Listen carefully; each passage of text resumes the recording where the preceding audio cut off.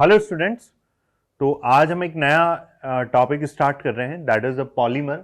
Polymer हम topic start करेंगे, ये आपके जेई एडवांस के सिलेबस में भी है। तो आज हम ये टॉपिक डिस्कस करने वाले हैं। तो हेडिंग लगाएं आप सभी, पॉलीमर। इसको हम कंप्लीट करेंगे। इसमें जो भी थ्योरी डिटेल है और इसका क्लासिफिकेशन, जितने भी टाइप्स के पॉलीमर हैं वो सब हम डिटेल यहाँ देखेंगे, है ना। तो वीडियो पॉज करके आप इसको नोट भी करते जाएंगे। तो स्टार्ट करते हैं। हेडिंग लिखेंगे सभी पॉलीमर्स। ये आपके जेई एडवांस के सिलेबस में, मेंस में से हटा दिया था, एडवांस के सिलेबस में है। और जो मेडिकल की तैयारी कर रहे हैं नीट में, उसके सिलेबस में भी है ना। तो हेडिंग लगाएं सभी। और इसमें सबसे पहले हम देख रहे हैं कि व्हाट इज पॉलीमर। पॉलीमर क्या होता है? तो पॉलीमर क्या है? It is a compound of high molecular mass. भाई polymer high molecular mass compound है, formed by the combination of large number of small unit. और वो स्मॉल यूनिट क्या होती है? Known as polymer. और स्मॉल यूनिट क्या होती है? That is the monomer. Monomer से मिलकर पॉलीमर बना है। बिकॉज पॉली क्या होता है? पॉली बहुत सारे, और जो मर है दैट इज द यूनिट। बहुत सारी यूनिट से मिलकर जो बने दैट इज द पॉलीमर। और वो जो छोटी छोटी यूनिट्स है, small unit, that is called monomer unit. ठीक है। तो हमें इनके अलग अलग टाइप्स, एग्जाम्पल सभी देखना है। तो हमने एग्जाम्पल लिखा, that is the polythene, polystyrene, है ना। और भी हो सकते हैं। जैसे हमने इथीन लिया, इथाइलिन। इसका पॉलीमराइजेशन करेंगे। बस क्या होता है पॉलीमराइजेशन जब करेंगे तो ये क्या होगा? पाई बॉन्ड ब्रेक होता है यहाँ पर, है ना। और ब्रेक होकर जो इसका डिस्ट्रीब्यूशन होगा रेडिकल का, वो आगे अगले से ऐड हो जाएगा, है ना। तो बॉन्ड बना लेगा तो सिंगल यूनिट में, सिंगल बॉन्ड में चेंज हो जाएगा। तो after polymerization convert to polythene, है ना। फ्री रेडिकल पॉलीमराइजेशन हो रहा है यहाँ पर।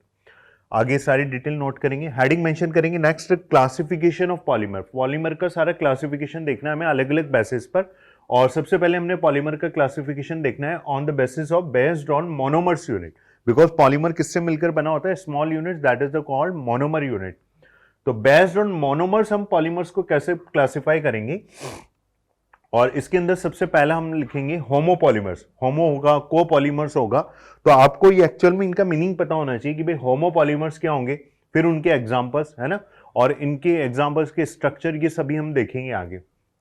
होमोपॉलीमर्स क्या होगा? देखो, this polymer is formed by only one type of monomeric unit. One type of monomer, एक ही टाइप के मोनोमर से जो पॉलीमर बने after homopolymerisation, that is the homopolymer. तो होमोपॉलीमर्स में हम एग्जांपल ले सकते हैं, जैसे पॉलीथीन, जैसे ये अभी हमने लिखा पॉलीथीन बना। फिर हो जाता है आपका पॉलीविनाइल क्लोराइड, पीवीसी हो जाता है। Polystyrene, polypropylene, PTFE, polytetrafluoroethene, that is called Teflon. और पॉलीएक्राइलोनाइट्राइल, दैट इज ऑर्लॉन भी बोलते हैं इसको, PAN। ये सारे होमोपॉलीमर है।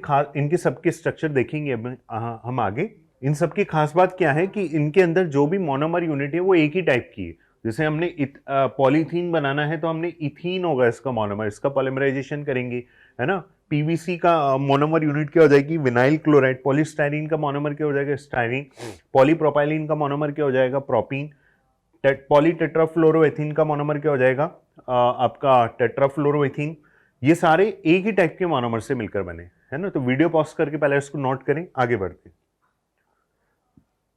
नेक्स्ट देखिए, फिर अगला आता है बेस्ड ऑन मोनोमर्स में, अगला है कोपॉलीमर्स। अब होमो में तो एक ही टाइप के, कोपॉलीमर में क्या होगा? दो डिफरेंट मोनोमर से जो मिलकर बने after copolymerisation, that is called copolymer.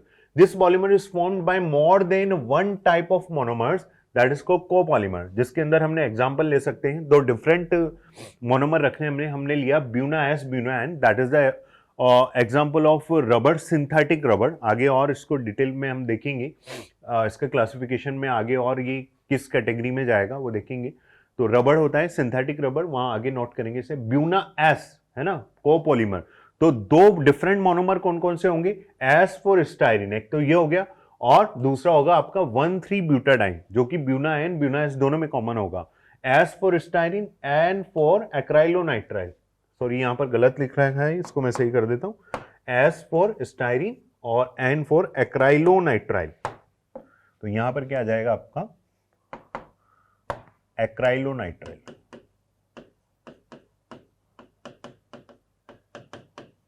ठीक है। तो 1,3 butadiene plus styrene, Buena S, या हम इसको बोल सकते हैं स्टाइरिन ब्यूटाडाइन रबर। फिर आता है Buena N, 1,3 butadiene plus acrylonitrile. ठीक है, एक्राइलोनाइट्राइल रबर हो गया है। तो ब्यूनाएन और ब्यूनाएस दोनों क्या होते हैं, कोपॉलीमर। उसके बाद आता है नेक्स्ट क्लासिफिकेशन, हम देखेंगे बेस्ड ऑन सोर्स, सोर्स के बेसिस पर हमें पॉलीमर को क्लासिफाई करना है। और इसके अंदर हमने सबसे पहला टाइप लिखेंगे नेचुरल पॉलीमर, जिसे हम नेचर से ज्ञान करते हैं। सोर्स क्या होगा इसका, प्लांट्स एंड एनिमल, जो कि हम नेचर से प्रोवाइड हो रहा है, that is called natural polymer. और जब हमने बायोमोलिक्यूल पढ़ा था तो वहां पर हम लोगों ने कार्बोहाइड्रेट पढ़े हैं, प्रोटीन्स पढ़े हैं, प्रोटीन्स एमिनो एसिड, और हम लोगों ने वहां पर न्यूक्लिक एसिड पढ़ा है। वो उसके अंदर हम देखें, जब हमने प्रोटीन लिखा था तो प्रोटीन में मैंने आपको मेंशन कराया था that is a polymer of alpha amino acid. और विच अल्फा एमिनो एसिड, वहां पर हमने लिखा था कि ओनली अल्फा एमिनो एसिड ही हम क्यों यूज करते हैं, because natural occurring amino acid that is called alpha amino acid. तो प्रोटीन भी क्या हो गया, नेचुरल पॉलीमर हो गया। तो वो सारे एग्जांपल्स भी यहाँ आ सकते हैं। नेचुरल पॉलीमर में एग्जांपल हमने लिखा जैसे protein polymer of alpha amino acid. Alpha ही क्यों लिया, because natural occurring amino acid is called alpha amino acid. Starch ले सकते हैं, ये भी आपका नेचुरल पॉलीमर है। स्टार्च के अंदर दो पार्ट होते हैं, स्टार्च के दो टाइप कौन से, एमाइलोज और amylopectin. Major component of starch क्या होता है, एमाइलोपैक्टिन। फिर आता है आपका सेल्यूलोज, सेल्यूलोज का स्ट्रक्चर और एमाइलोपैक्टिन, सॉरी सेल्यूलोज और ग्लाइकोजन, ग्लाइकोजन को हम क्या बोलते हैं, एनिमल स्टार्च। इसका स्ट्रक्चर और एमाइलोपैक्टिन सेम होता है, हम लोगों ने कार्बोहाइड्रेट में देख चुके हैं इसे। फिर आता है नेचुरल रबर, ये सभी नेचुरल पॉलीमर की एग्जाम्पल है। वीडियो पॉज करके नोट करेंगे स्लाइड को, आगे देखते हैं। उसके बाद अगला है सेमी सिंथेटिक पॉलीमर। हमने बेस्ड ऑन सोर्सेस में पहला लिखा नेचुरल पॉलीमर, दूसरा आता है सेमी सिंथेटिक। देखो एग्जाम में मैचिंग क्वेश्चन या आपकी जो एग्जाम है उसके अंदर इसमें एग्जाम्पल देकर भी पूछ लिए जाते हैं, है ना। तो यह आपको अलग अलग क्लासिफिकेशन अलग अलग बेसिस पर याद रखना है। तो on the basis of source में सेकंड पॉइंट हमने देखा सेमी सिंथेटिक पॉलीमर्स क्या होंगे। तो सेमी सिंथेटिक पॉलीमर्स में देखो क्या होगा, सेल्यूलोज एसीटेट और सेल्यूलोज नाइट्रेट। अब देखो सेमी सिंथेटिक का मीनिंग है कि ना तो पूरी तरह से सिंथेटिक है, ना ही पूरी तरह से ये नेचुरल है। नेचुरल और सिंथेटिक से मिलकर जो बने that is called semi synthetic, है ना। कुछ पार्ट नेचुरल होगा, कुछ पार्ट सिंथेटिक होगा। इट मींस हमें नेचुरल के अंदर कुछ केमिकल रिएक्शंस कर रहे हैं, उसके थ्रू जो बने that is called semi synthetic polymer. तो सेमी सिंथेटिक के अंदर हमने लिखा सेल्यूलोज एसीटेट। अब हम जानते हैं सेल्यूलोज जो है वो तो नेचुरल पॉलीमर का एग्जांपल है। तो सेल्यूलोज की एसिटिक एनहाइड्राइड के साथ रिएक्शन हो रही है, तो हमने एग्जांपल लिया सेल्यूलोज एसीटेट। और सेल्यूलोज एसीटेट को दूसरा नाम फेमस क्या होता है, जिसको हम बोलते हैं रेयॉन। ठीक है, रेयॉन का स्ट्रक्चर हमें देखना है, सेल्यूलोज एसीटेट का स्ट्रक्चर हमें देखना है। तो आपको सेल्यूलोज का अगर डायग्राम बनाना आता है तो आप इसको इजीली बना सकते हो। तो सेल्यूलोज आप लोगों ने पढ़ा था, that is a polysaccharide carbohydrate में। और सेल्यूलोज क्या होता है, पॉलीमर ऑफ क्या होता है, cellulose polymer of beta D glucose, है ना। 1,4 ग्लाइकोसिडिक लिंकेज होती है, that is the beta structure. देखो आप 1 2 3 4 5 6 बीटा क्यों बोला, OH H H OH ऐसा आता है ना। तो 1,4 से ऐड हो जाता है ना, ये ग्लाइकोसिडिक बॉन्ड होता है। तो हमें एसीटेट बनाना है, तो आपको क्या करना है, instead of hydroxyl group OH आपको OSE इज प्रेजेंट।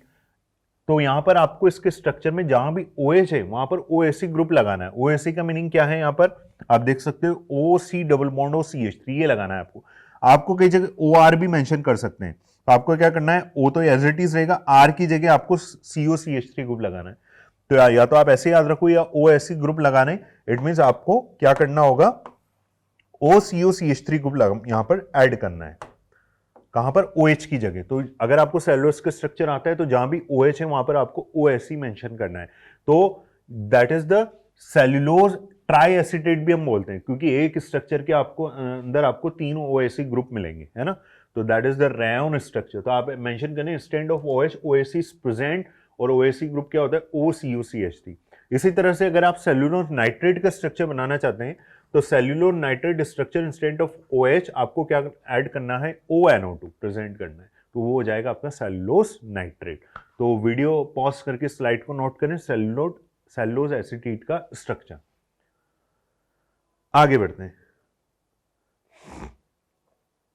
उसके बाद नेक्स्ट है आपका सिंथेटिक पॉलीमर। अभी हमने देखा on the basis of source natural, फिर सेमी सिंथेटिक, और फिर आता है आपका synthetic, complete synthetic polymer, also known as man made polymer, है ना।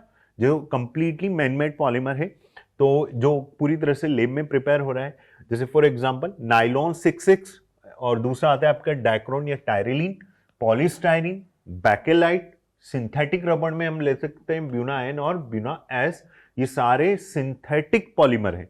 क्लासिफिकेशन जो है पॉलीमर का वो बहुत बड़ा है, इसमें अलग अलग बेसिस पर क्लासिफाई किया है, तो आपको एग्जांपल्स याद रखना है, इन सब के स्ट्रक्चर अभी हम आगे देखेंगे। तो सिंथेटिक पॉलीमर में आ गया आपका नाइलॉन 66, डाइक्रोन टायरिलीन, है ना, polystyrene, bakelite, synthetic rubber, Buna N, Buna S. उसके बाद नेक्स्ट देखेंगे बेस्ड ऑन क्लासिफिकेशन में third point, based on their shape, shape के बेसिस पर इनको क्लासिफाई करना है। अब शेप कैसे होगी, लीनियर होगी, ब्रांच्ड होगी, क्रॉस लिंक होगी। तो सबसे पहला मेंशन करेंगे आप लीनियर पॉलीमर्स कैटेगरी में, लीनियर पॉलीमर कौन कौन से होते हैं। तो देखिए लीनियर और ब्रांचिंग हम लोगों ने कार्बोहाइड्रेट में भी पढ़ा है, तो वहां से भी कुछ रिलेट होगा। तो लीनियर पॉलीमर क्या होगा, in which monomers unit linked together and form straight chain, ऐसे मोनोमर यूनिट जो आपस में जुड़ने पर एक स्ट्रेट चेन बना ले, that is the linear polymer. तो एग्जांपल होगा इसका पॉलीथीन, पॉलीस्टाइरीन, पीवीसी एक्सेट्रा, ये सारे लीनियर स्ट्रक्चर बनाते हैं जिसमें जो भी इनके अंदर मोनोमर यूनिट हैं वो आपस में जुड़कर एक स्ट्रेट चेन में कन्वर्ट हो जाएं, that is called linear polymer. उस दूसरी बात हमें जो ध्यान रखना है, such polymers have high density, high tensile strength and high melting point. Linear polymer, linear structure वाले जो पॉलीमर हैं, स्ट्रेट चेन स्ट्रक्चर वाले जो पॉलीमर हैं, उनकी डेंसिटी हाई होती है, टेंसाइल स्ट्रेंथ हाई होता है और इनका मेल्टिंग पॉइंट भी हाई होता है। फिर आता है आपका ब्रांच्ड पॉलीमर, ऐसे पॉलीमर जो ब्रांचिंग कर ले, जैसे कार्बोहाइड्रेट में, पॉलीसेकेराइड में हम लोगों ने एग्जांपल पढ़ा था, हमने एक स्ट्रक्चर बनाया था एमाइलोपेक्टिन, और एमाइलोपेक्टिन की तरह स्ट्रक्चर होता है आपका ग्लाइकोजन का, जिसके अंदर लिंकेज तो हो रहा था C1 C4 और ब्रांचिंग कर रहे थे हम C1 C6, इसलिए हमने उसको बोला ब्रांच्ड चेन पॉलीमर। तो ब्रांच पॉलीमर क्या होता है, branching in monomer unit between C1 C6, देखो वही बात कर रहे हैं, C1 C6 कार्बन। और एग्जांपल कौन सा आ गया, एमाइलोपेक्टिन, स्टार्च, ग्लाइकोजन ले सकते हैं। ये जो पॉलीमर्स हैं इनकी डेंसिटी लो होती है, low density, low tensile strength and low melting point. Note करेंगे स्लाइड को, आगे बढ़ते हैं। उसके बाद आता है नेक्स्ट थर्ड, क्रॉस लिंक या नेटवर्क स्ट्रक्चर, क्रॉस लिंक या network polymer. These polymers have highly rigid, brittle because of their network structure, network polymer. इसमें एग्जांपल हम लेंगे बैकेलाइट रेजिन, कंप्लीट नाम होता है Bakelite resin. Bakelite resin monomer की दो कौन कौन से होते हैं इसके अंदर, फिनॉल एंड फॉर्मेल्डिहाइड, और जब दोनों मोनोमर डिफरेंट हो तो किस कैटेगरी में चला जाता है, वो कोपॉलीमर। तो कोपॉलीमर का एग्जांपल एक तरह से ये। फिर आता है मेलेमाइन फॉर्मेल्डिहाइड रेजिन, ये भी दो मोनोमर कौन कौन से हैं, मेलेमाइन एंड फॉर्मेल्डिहाइड। तो that is a cross link structure, इनका लिंक मतलब जो लिंक करते हैं ये नेटवर्क स्ट्रक्चर बनाते हैं, इसलिए हमने इसको इस कैटेगरी में लिया है। कौन कौन से एग्जांपल है, बैकेलाइट और मेलेमाइन। फिर फोर्थ आता है आपका based on there preparation, preparation के बेसिस पर पॉलीमर को क्लासिफाई करेंगे, और इसमें पहला है एडिशन और दूसरा हम देखेंगे कंडेंसेशन, वेरी इंपॉर्टेंट। और इसके अंदर कैसे प्रिपेयर होते हैं, इनकी केमिकल रिएक्शन वाला पार्ट आ गया है। तो रिएक्शन में सबसे पहले हमने लिखा प्रिपरेशन में एडिशन, पॉलीमराइजेशन, और इसमें हम लिखेंगे reaction take place by addition, भाई एडिशन रिएक्शन के थ्रू, एडिशन के थ्रू हम इसको प्रिपेयर कर रहे हैं। तो एडिशन पॉलीमराइजेशन भी चार टाइप्स में डिवाइड कर रहे हैं हमने, और इसके अंदर पहला है free radical addition polymerization, cationic addition polymerization, anionic addition polymerization और केटेलाइटिक एडिशन पॉलीमराइजेशन। इसको आप दूसरा नाम और भी बोल सकते हैं, कोऑर्डिनेशन पॉलीमराइजेशन भी आप इसको बोल सकते हैं। तो एडिशन रिएक्शन के थ्रू ये पॉलीमर प्रिपेयर होगा, है ना, और चार टाइप से हम प्रिपेयर कर सकते हैं। मेन हमें ये वाला देखना होता है, फ्री रेडिकल, मैक्सिमम इसी कैटेगरी में आते हैं। फ्री रेडिकल एडिशन पॉलीमराइजेशन मतलब पाई बॉन्ड ब्रेक होता है, होमोलाइटिक क्लीवेज होता है, दो रेडिकल आ जाते हैं, वो अगले से ज्वाइंट होकर सिंगल बॉन्ड बना के वो यूनिट रिपीट होती रहती है। तो फ्री रेडिकल के थ्रू एडिशन हुआ, that is called free radical addition polymerization. तो इसको डिक्टेट कर लो आप। फ्री रेडिकल में क्या होगा, it is initiated by free radical के थ्रू एडिशन होगा। और इसमें भी अगर आप देखें स्टेबल फ्री रेडिकल जो होगा फेवर करेगा दिस टाइप के पॉलीमराइजेशन को, जिसमें हम एग्जांपल ले सकते हैं बेंजाइल पेरोक्साइड, है ना। केटाइनिक एडिशन पॉलीमराइजेशन में क्या होगा, इनिशिएटेड बाय केटाइनिक, है ना, इलेक्ट्रोफाइल, इलेक्ट्रॉन डेफिशिएंट स्पीसीज जिसको हम क्या बोलते हैं, Lewis acid. Anionic addition polymerization initiated by nucleophile, जिसको हम क्या बोल सकते हैं, लुईस बेस। न्यूक्लियोफाइल क्या होगा, जिसके पास इलेक्ट्रॉन पेयर स्पीसीज हो, इलेक्ट्रॉन रिच स्पीसीज हो जो डोनेट कर सके, that is called Lewis base. फिर आता है आपका catalytic addition polymerization initiated by catalyst. कौन सा कैटलिस्ट, एक स्पेशल कैटलिस्ट होता है, एग्जाम में पूछ लिया जाता है, दैट इज कॉल्ड जिगलर-नाटा कैटलिस्ट। इसका फॉर्मूला याद रखेंगे आप, C2H5 का whole thrice 3 Al plus TiCl4, that is called Ziegler-Natta catalyst initiated by this catalyst, that is called catalytic addition polymerization। इस स्लाइड को वीडियो पॉज करके नोट करें। पहला तो हो गया आपका free radical addition polymerization, cationic, anionic and catalytic addition polymerization. आगे बढ़ते हैं, आगे हेडिंग मेंशन करें। मेन हमें फ्री रेडिकल वाला पार्ट देखना है, तो मेंशन करेंगे mechanism of free radical addition polymerization. ये किस मैकेनिज्म पर बेस्ड होता है, उसका मैकेनिज्म देखेंगे। वही 3 स्टेप होती है, चेन इनिशिएशन, प्रोपेगेशन और टर्मिनेशन। तो हमने फ्री रेडिकल कौन सा लेंगे हम, बेंजाइल पेरोक्साइड। ये फेवर करता है, स्टेबल फ्री रेडिकल है। चेन इनिशिएशन स्टेप में क्या होगा, बेंजाइल पेरोक्साइड है हमारे पास, यह होता है C6H5 C double bond O का whole twice 2, that is called benzyl peroxide, है ना। C6H5 C double bond O C double bond O C6H5 heat करेंगे, ये बॉन्ड ब्रेक होगा, एक रेडिकल इसके पास आ गया, एक इसके पास आ गया, टोटल कितने मोल हो गए, मॉलिक्यूल हो गए 2 मॉलिक्यूल। इसमें से CO2 हमने बाहर निकाल दिया, ठीक है। तो हमारे पास phenyl as a radical, free radical यहाँ पर मिला है हमें। अब चेन इनिशिएशन करना है, तो हमने इसको एल्कीन से रिएक्ट किया, होमोलाइटिक क्लीवेज होगा, ये पाई बॉन्ड ब्रेक होगा, एक रेडिकल इसके पास आ गया, इसके पास आ गया, ये इस रेडिकल के साथ बॉन्ड बना लेगा, क्या हो जाएगा C6H5CH2, रेडिकल शिफ्ट हो गया आगे C6H5CH2CH2। चेन प्रोपेगेशन स्टेप में अगेन हम इस यूनिट को, इस रेडिकल को रिएक्ट करेंगे दूसरी अगेन एल्कीन के साथ, इथीन के साथ, तो वापस ये बॉन्ड ब्रेक होगा, ये इसके साथ बॉन्ड बना लेगा और इस पर रेडिकल शिफ्ट हो जाएगा, ठीक है।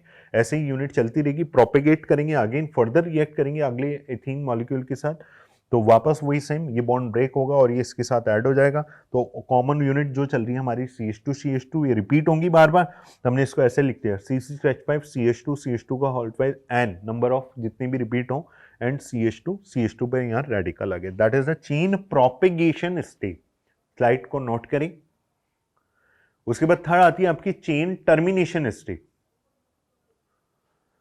टर्मिनेशन में क्या होगा, ये यूनिट है हमारे पास, एक यूनिट और लेंगे इसका, है ना। टर्मिनेशन स्टेप में क्या होगा, तो ये दोनों आमने सामने ये बॉन्ड बना लेंगे आपस में, रेडिकल रेडिकल मिलकर सिंगल बॉन्ड बना लिए, ये बना लिया देखो।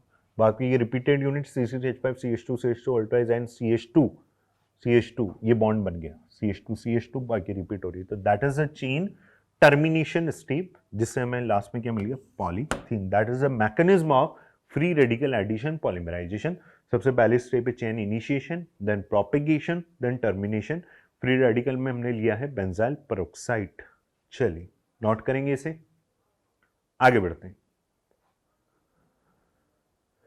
हेडिंग लगाएंगे नेक्स्ट, इंपॉर्टेंट है ये सब, एग्जांपल्स हमें याद रखना है। सम एडिशन पॉलीमर्स, उनके स्ट्रक्चर, उनके मोनोमर्स हमें याद रखना है। एडिशन पॉलीमर सारे एक साथ लिख रहे हैं हम, तो पहला देखो क्या लिखा हुआ है, एल्कीन, इथीन, इथाइलिन भी बोल सकते हैं। इसका एक मोनोमर लेंगे, single N unit, after polymerization, है ना, पॉली फॉर्म में चेंज हो जाएगा, पॉलीमर बन जाएगा। तो एडिशन पॉलीमर के एग्जाम्पल है ना, तो पाई बॉन्ड ब्रेक होगा, वही होमोलाइटिक क्लीवेज होगा। फ्री रेडिकल पॉलीमराइजेशन, अगर आपसे पूछ लें इंटरमीडिएट क्या है तो आप बता सकते हैं, है ना। Free radical addition polymerization reaction है, ये पाई बॉन्ड ब्रेक होगा, है ना, होमोलाइटिक क्लीवेज होगा, एक बॉन्ड रेडिकल इस पे आ गया, एक इस पे आ गया, अगली यूनिट से वो सिंगल बॉन्ड में चेन बॉन्ड बना लेगा और सिंगल यूनिट रिपीट होती जाएंगी बार बार। तो इथीन है, अगर मैं आपसे पूछूं कि पॉलीमराइजेशन कौन सा होगा, होमो होगा, को पॉलीमर होगा, तो आप देख सकते हैं कि जो इथीन है, इसकी पॉलीथीन है, इसके मोनोमर क्या होगा, एक ही टाइप के होंगे, that is a homo polymer. तो पॉलीमराइजेशन कौन सा होगा, होमो पॉलीमराइजेशन। आफ्टर दैट हमें क्या मिल जाएगा, पॉलीथीन। क्लियर है।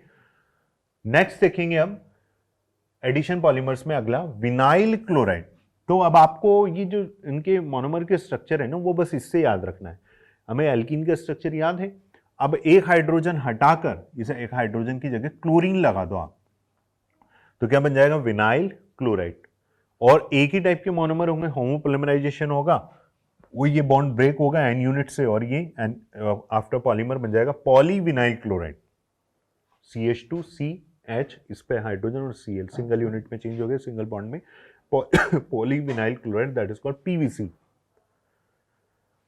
फिर हमने लिया स्टाइरिन। अब स्टाइरिन कैसे याद रखोगे, हमें बस ये याद है एक हाइड्रोजन हटाया, क्लोरीन लगाया, क्लोरीन की जगह अब क्या लगा दो, C6H5 फिनाइल ग्रुप।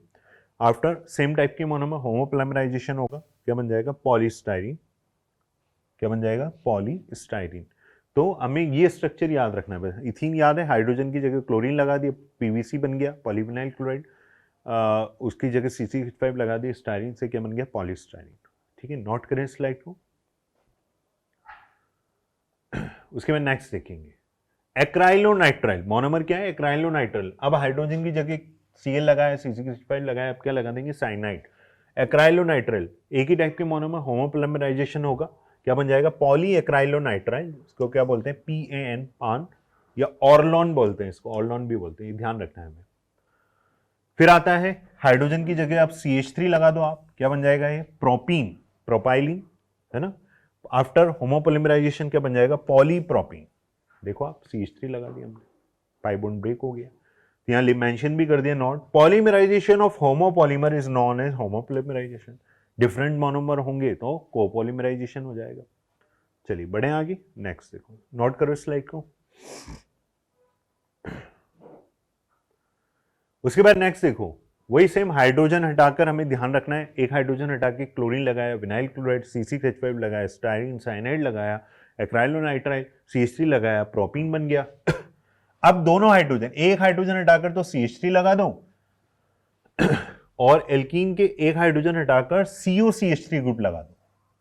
तो ये जो मोनोमर बनेगा that is called methyl math acrylate, है ना। और इसका पॉलीमराइजेशन जब हम करेंगे तो बन जाएगा पॉलीमिथाइल मैथ एक्रिलेट, जिसको हम बोलते हैं PMMA। इसका बहुत इंपॉर्टेंट यूज होता है, जो एयरक्राफ्ट होते हैं उसके विंडोज प्रिपेयर होते हैं इससे, है ना। तो पॉलीमिथाइल मैथ एक्रिलेट ये बन जाएगा इससे। अगला भी बहुत इंपॉर्टेंट एडिशन पॉलीमर है, क्या नाम लिखा है देखो, टेट्राफ्लोरोइथीन, TFE। अब हाइड्रोजन की जगह सभी जगह फ्लोरीन लगा दो, single unit, N unit. After polymerization किया इसका क्या बन जाएगा, पॉलीटेट्राफ्लोरोइथीन, जिसको हम क्या बोलते हैं, टेफ्लॉन। बहुत इंपॉर्टेंट है, नॉन स्टिक कुकवेयर, है ना, जितने भी उन पर टेफ्लॉन की कोटिंग की जाती, तो बहुत इंपॉर्टेंट है, सभी जगह फ्लोरीन लगा दो। और पॉलीटेट्राफ्लोरोइथीन, जिसको हम क्या बोलते हैं, टेफ्लॉन। तो ये भी एडिशन पॉलीमर का एग्जाम्पल है। तो मेन आपको एल्कीन का स्ट्रक्चर याद रखना है ना, जानते ही सभी। और हाइड्रोजन को हटाकर क्या लगा रहे हैं, उससे मोनोमर याद रखेंगे। अगर हाइड्रोजन को हटाकर क्लोरीन लगाएंगे तो विनाइल क्लोराइड हो गया, CH3 लगाएंगे तो प्रोपीन बन गया, साइनाइड लगाएंगे तो एक्राइलोनाइट्राइल बन गया, उसके पॉलीमराइजेशन करोगे तो poly acrylonitrile, polyvinyl chloride, C6H5 लगाओगे तो स्टाइरीन, आफ्टर पॉलीमराइजेशन पॉलीस्टाइरीन हो गया, है ना। और सभी जगह फ्लोरीन लगा दिया, टेट्राफ्लोरोएथीन और पॉलीटेट्राफ्लोरोएथीन, दैट इज टेफ्लॉन। तो ध्यान रखना TFE टेफ्लॉन नहीं होता है, after polymerisation polytetrafluoroethene that is the Teflon. ठीक है, कंफ्यूजन हो जाता है। और एक हाइड्रोजन हटाकर CH3, दूसरे हाइड्रोजन पर COCH3 लगा दिया तो क्या बन जाएगा, मिथाइल मैथ एक्रिलेट। इसका पॉलीमराइजेशन किया, पॉलीमिथाइल मैथ एक्रिलेट। तो ये सारे एग्जांपल हमने लिखे किसके, एडिशन पॉलीमर्स की। नोट करेंगे स्लाइड को, आगे बढ़ते हैं। उसके बाद हम डिटेल में जाएंगे पॉलीथीन की, है ना, उससे हमने सारे बनाए अभी आगे। पॉलीथीन की, तो पॉलीथीन देखो कितने टाइप की होती है, पूछ लिया जाता है भी एग्जाम में। दीज आर 2 टाइप्स, कौन कौन सी, LDP और SDP। हम किसकी बात करें, पॉलीथीन की, लो डेंसिटी पॉलीथीन और हाई डेंसिटी पॉलीथीन। इसको डिटेल में देख लेते हैं। इसका लो डेंसिटी पॉलीथीन, देखो नाम में आ रहा है डेंसिटी लो होगा, है ना। हाई डेंसिटी पॉलीथीन में डेंसिटी हाई होगा। तो लो डेंसिटी के अंदर हम जब बात करते हैं तो डेंसिटी तो लो होगा, लेकिन जो इसका टेम्परेचर है, प्रेशर है, वो हाई होगा, जैसा नाम है उसका अपोजिट। हाई डेंसिटी के अंदर डेंसिटी हाई है, इसका टेम्परेचर और प्रेशर लो होगा, रिवर्ट करना है, उल्टा करना है। तो polymerization of ethene at high temperature, इसका पॉलीमराइजेशन जो होता है इथीन का at high temperature, temperature mention है 350 से 570 केल्विन एंड प्रेशर 1000 से 2000 ATM atmosphere, in the presence of initiator catalyst, तो लो डेंसिटी पॉलीथीन में टेम्परेचर और प्रेशर हाई होता है, हाई डेंसिटी पॉलीथीन में टेम्परेचर और प्रेशर लो होता है, हमें ध्यान रखना है। Structure of LDP, high low density है ना, स्ट्रक्चर ऑफ एलडीपी वो हाईली ब्रांच्ड होता है, ब्रांच वाले आते हैं इसके अंदर, जैसे एमाइलोपेक्टिन वगैरह। Structure of LDP is highly branch, sorry amylopectin हम बात करें पॉलीथीन की, तो पॉलीथीन में लो डेंसिटी में क्या होगा, structure of LDP highly branch, it is chemically inert and tough but is flexible, but flexible होता है। लो डेंसिटी होती है, low tensile strength, low melting point. आपको क्या ध्यान रखना है, एलडीपी में हाई टेम्परेचर और प्रेशर होता है। स्ट्रक्चर कैसा होता है, highly branch. High density polythene उल्टा करना है, टेम्परेचर प्रेशर लो होगा, वो हाईली ब्रांच्ड है, तो ये वाला क्या हो जाएगा, लीनियर स्ट्रक्चर आ जाएगा। तो हाई डेंसिटी पॉलीथीन में क्या होगा, पॉलीमराइजेशन ऑफ इथीन है, low temperature and pressure, temperature pressure mention है, इन द प्रेजेंस ऑफ, ठीक है, एचडीपी के अंदर, इन द प्रेजेंस ऑफ, यहां पर क्या था, initiator catalyst, in the presence of उस कैटलिस्ट का नाम क्या है यहाँ पर, जिग्लर-नाटा कैटलिस्ट, किसके अंदर आएगा, एसडीपी में, जिसके अंदर टेम्परेचर प्रेशर लो होगा, डेंसिटी हाई होगी, high melting point, high tensile strength, greater tensile strength, also chemically inert. तो ये हमने पॉलीथीन का क्लासिफिकेशन डिवाइड किया, लो डेंसिटी और हाई डेंसिटी पॉलीथीन में। जो एलडीपी है उसमें टेम्परेचर प्रेशर हाई होगा, स्ट्रक्चर ब्रांच होगा, लिखा ना हमने, structure LDP highly branch, chemically inert है, ये भी इनर्ट है। और जो आपका हाई डेंसिटी पॉलीथीन है इसमें टेम्परेचर और प्रेशर जो लिखा, polymerization of ethene at low temperature pressure in the presence of catalyst, कौन सा, जिग्लर-नाटा कैटलिस्ट। तो इस स्लाइड को नोट करेंगे आप वीडियो पॉज करके, आगे बढ़ते हैं। उसके बाद नेक्स्ट हेडिंग लगाएंगे fourth, based on there preparation में फोर्थ पॉइंट ही चल रहा था और इसके अंदर हमने एडिशन पॉलीमराइजेशन कंप्लीट किया, सारे एडिशन पॉलीमर्स के एग्जांपल लिखे, है ना। उसके बाद उसी पॉइंट में नेक्स्ट पॉइंट जो बच रहा है हमारा, नेक्स्ट क्या बच रहा है, कंडेंसेशन पॉलीमराइजेशन। एडिशन कंप्लीट कर लिया, दूसरा लिखा हुआ है कंडेंसेशन पॉलीमराइजेशन। तो कंडेंसेशन पॉलीमराइजेशन में क्या होगा, सबसे पहली बात तो कि ये जो पॉलीमर है वो फॉर्म्ड कैसे बनेगा, कुछ एलिमिनेशन करते हुए, है ना, इसको कुछ वाटर मॉलिक्यूल का एलिमिनेशन करेगा, है ना। This polymer is formed by the elimination of water molecule as a by product in which monomer present जो होते हैं वो या तो सेम होंगे या डिफरेंट होंगे। सेम टाइप के होंगे तो होमो, डिफरेंट होंगे तो कोपॉलीमर। लेकिन जब वो पॉलीमराइज्ड होंगे, पॉलीमराइजेशन रिएक्शन करेंगे, तो ये जो पॉलीमर होगा फॉर्म्ड होगा by the elimination of water molecule as a by product. तो ये हमने लिखा है। तो इसके अंदर हम एक एग्जांपल देखेंगे, इसको हमने अलग अलग डिवाइड किया। पहले लिखा हमने पॉलीएस्टर। पॉलीएस्टर का मतलब क्या है कि इसके अंदर एस्टर लिंकेज होगी। अब आप जानते हैं कि एस्टर कैसे बनता है, एस्टरिफिकेशन रिएक्शन आप लोगों ने पढ़ा है। तो एस्टर कैसे बनता है, अल्कोहल और एसिड की रिएक्शन, अल्कोहल अपना हाइड्रोजन देता है, एसिड से OH और वाटर मॉलिक्यूल एलिमिनेट होकर एस्टर बन जाता है। तो उसी तरह से हमने इसको डिवाइड किया है। तो पॉलीएस्टर के अंदर हम सबसे में इंपॉर्टेंट एग्जांपल देखेंगे हम डैक्रोन या टायरिलीन, टायरिलीन भी बोलते हैं। खास बात क्या है, एस्टर लिंकेज प्रेजेंट है। अब सबसे मेन बात, इनके मोनोमर्स आपको पता होना चाहिए, एग्जाम में पूछे जाते हैं। तो डैक्रोन टायरिलीन का मोनोमर क्या होगा, तो सिंपल सी बात है, एस्टर लिंकेज है, तो जो भी मोनोमर है उनमें एक में अल्कोहल होगा और एक एसिड होगा। तो मोनोमर जो आपको ध्यान रखना है वो एक मोनोमर क्या है इसका, ethylene glycol, CH2 CH2OH, OH N unit हो गया। दूसरा मोनोमर होता है इसका, भाई नाम क्या है इसका, टायरिलीन, डैक्रोन या टायरिलीन। दूसरा मोनोमर होता है इसका टर्पथैलिक एसिड, ठीक है, टायरिलीन से याद रखो, टायरिलीन टर्पथैलिक एसिड। तो टर्पथैलिक एसिड क्या होगा, वही बेंजीन की 1,4 पोजीशन पे एसिड लगाना है, COOH, देखो 1 2 3 4, और एक अल्कोहल होगा, एक एसिड होगा, अल्कोहल से हाइड्रोजन, इससे OH, वाटर मॉलिक्यूल एलिमिनेट होगा, that is a condensation polymer. तो दोनों मोनोमर अलग लें तो जो पॉलीमराइजेशन होगा वो कौन सा होगा बच्चों, कोपॉलीमराइजेशन। तो वाटर मॉलिक्यूल एलिमिनेट करेगा और ये इस तरह से ऐड हो जाएगा, OCH2 CH2 O C double bond O, ester linkage हो गया, C6H5 C double bond O, तो दैट इज कॉल्ड डैक्रोन या टायरिलीन। दो मोनोमर कौन कौन से, ethylene glycol and terephthalic acid, ठीक है। नोट करें स्लाइड को, that is example of polyester. तो इसके अंदर हमने क्या लिखा, डैक्रोन। आगे बढ़ते हैं, अगला देखो ग्लिप्टल, इसी के अंदर पॉलीएस्टर में दूसरा है ग्लिप्टल। अब ग्लिप्टल भी कुछ इसी तरह से होता है, लेकिन इनके मोनोमर हमें लगता है एक जैसे ही हैं, कोई डिफरेंस होता है। वहां पर बेंजीन की 1,4 पोजीशन पर COH लगाना है, यहाँ पर इसके एक मोनोमर में बेंजीन की 1,2 पोजीशन पर COH लगाना है। तो दो मोनोमर कौन कौन से, दोनों अलग अलग होंगे। एक तो होगा इथाइलिन ग्लाइकोल, दूसरी बात ये भी पॉलीएस्टर है, तो एक अल्कोहल यूनिट होगी और एक एसिड होगा, ठीक है।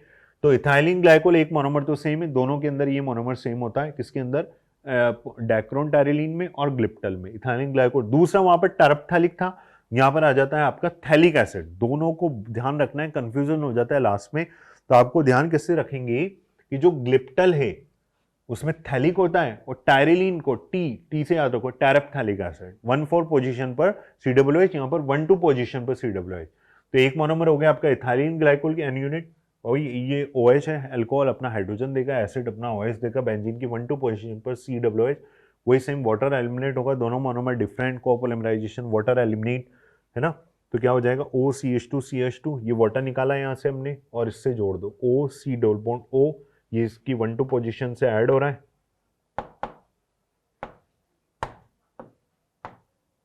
ठीक है। और ये आपका क्या बन जाएगा, ग्लिप्टल। लेकर्स वगैरह में प्रिपेयर काम में आता है, that is called glyptal. Slide को नोट करेंगे आप। दो यूनिट मोनोमर कौन कौन से होते हैं, ethylene glycol and phthalic acid.